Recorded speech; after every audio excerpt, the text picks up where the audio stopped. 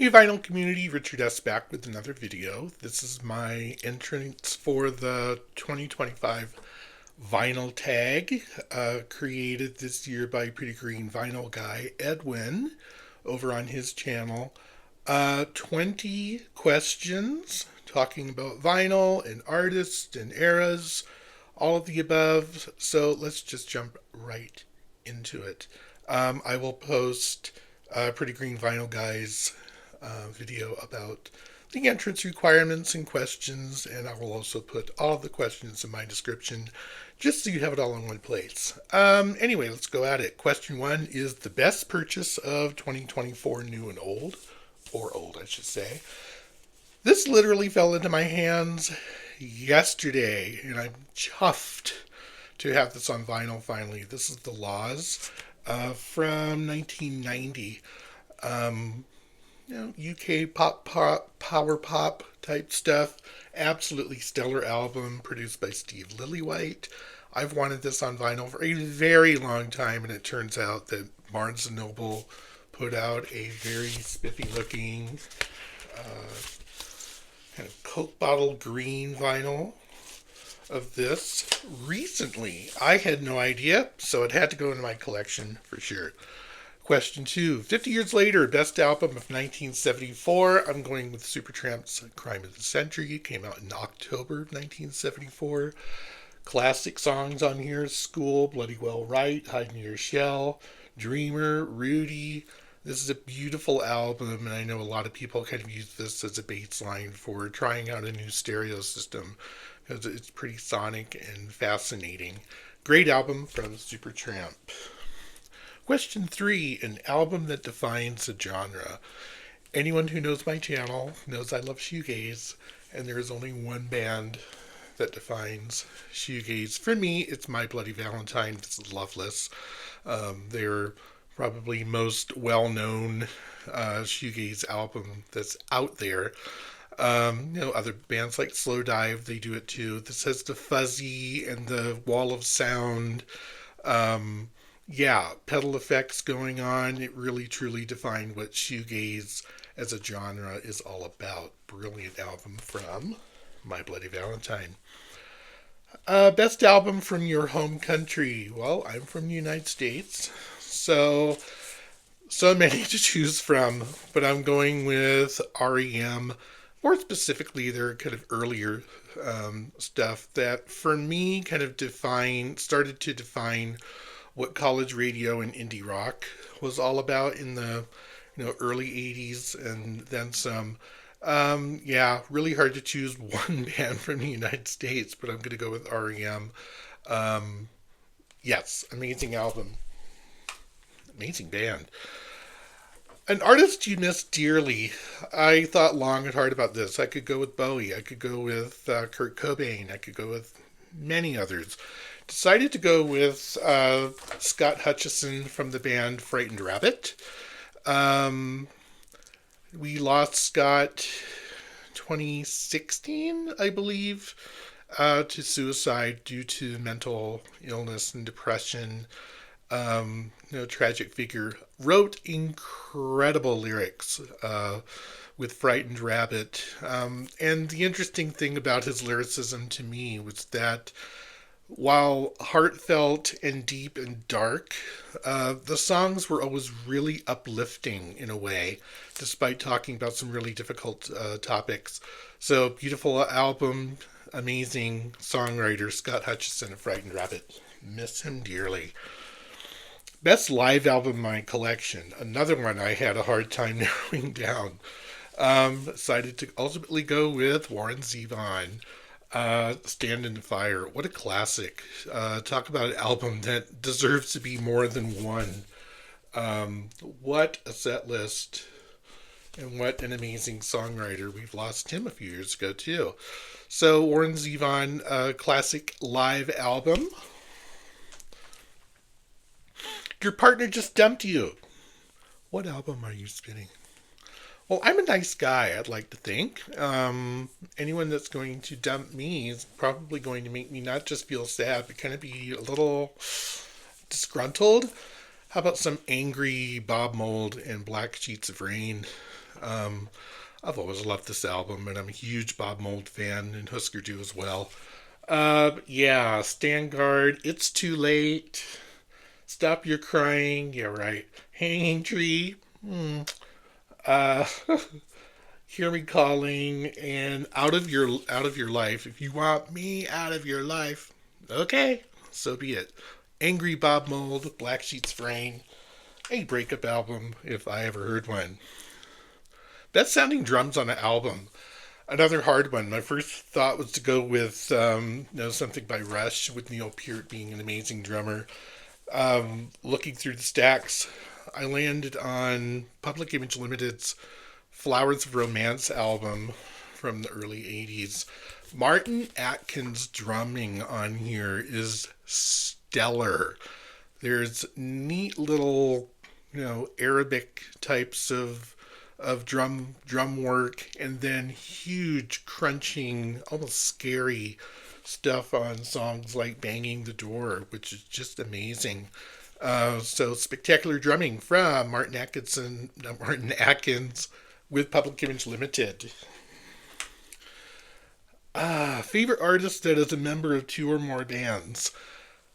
I had to go with Sammy Hagar. Sammy Hagar started with Montrose, did a solo jaunt, ended up in Van Halen, as we all know. Continues, to be in different incarnations of different bands with the Circle, Chickenfoot, his Wabaritas band of the late 90s, I believe. So yeah, Sammy Hagar, very versatile artist in all kinds of groups, and still chugging on, doing great for his age. Beatles or Stones? Gotta go with Beatles. I have an appreciation for Stones. I just think I like the Beatles more. You found a bag of weed. What album are you going to listen to? I've opted for something trippy, and I absolutely love that sort of Manchester baggy scene. I'm going to play Happy Mondays. Pills, Thrills, Belly Aches. Nice, trippy fun from the Manchester scene with Happy Mondays. I love this album. I love Bummed also. It's a fantastic album from them. An album from the 80s that you still listen to. I mentioned Bob Mould, and I'm a huge fan. And their Husker Du material still blows me away. I absolutely love Flip Your Wig, New Day Rising, Warehouse. I play pretty much all of the Husker Du stuff all the time. A great number of other bands that I really like too from the 80s, Smiths, and all of my Newman stuff from the 80s too is some of my favorites, but I will always reach for Husker Du and Flip Your Wig.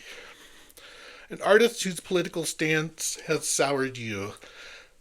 He's been mentioned before, and I will not say much about this. I'm sorry, the guy's a douchebag. Bye, Ted. A favorite record label. I've always been fascinated with the RCA record label, with our lovely little dog, Nipper,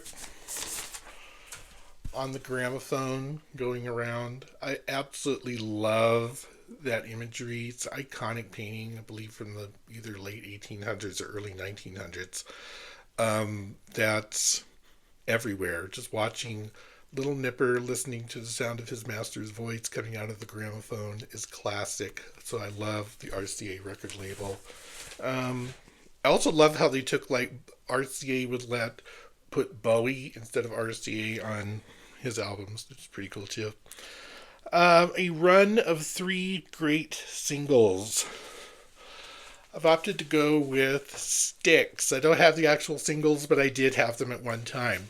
So Styx 3 runs between Pieces of 8 and The Grand Illusion were Fooling Yourself, Come Sail Away, and Blue Collar Man from Pieces of 8.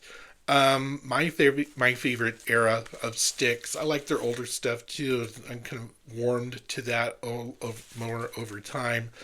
Then, yeah, Mr. Roboto and all that, not so much. But a great run of singles from Styx. An RSD purchase that you really consistently listen to, and I do.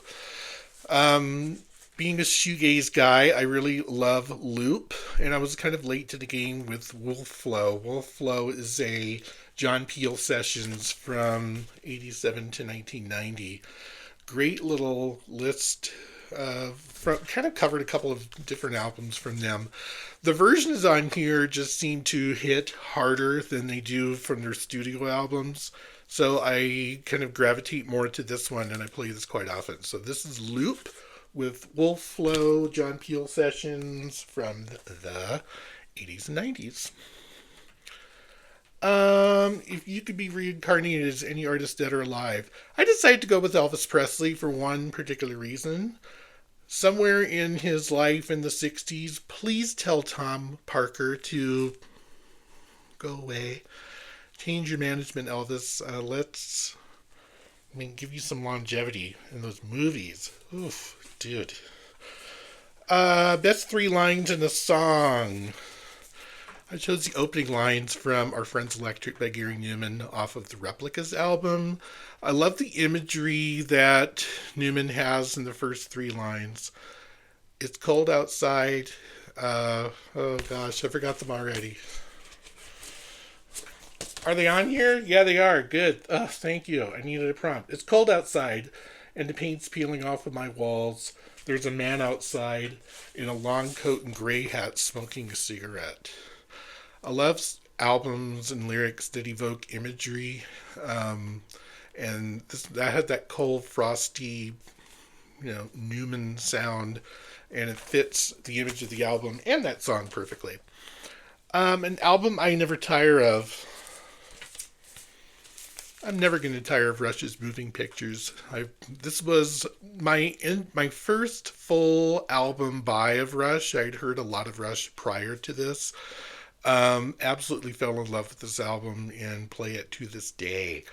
I will never, ever get tired of this. I mean, just side one is like a complete player all the way through. Just never get tired of it.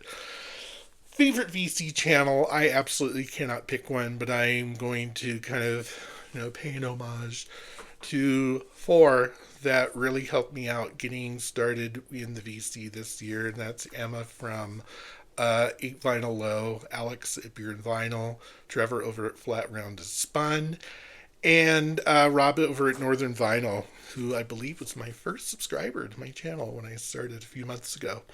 So there you have it. That is my submission for the VC Vinyl Tag 2025. Hope you enjoyed it. I will link Pretty Green Vinyl Guys, the baseline to the beginning of the thread in the descriptions below. Thanks. We'll talk to you soon. Take care. Bye.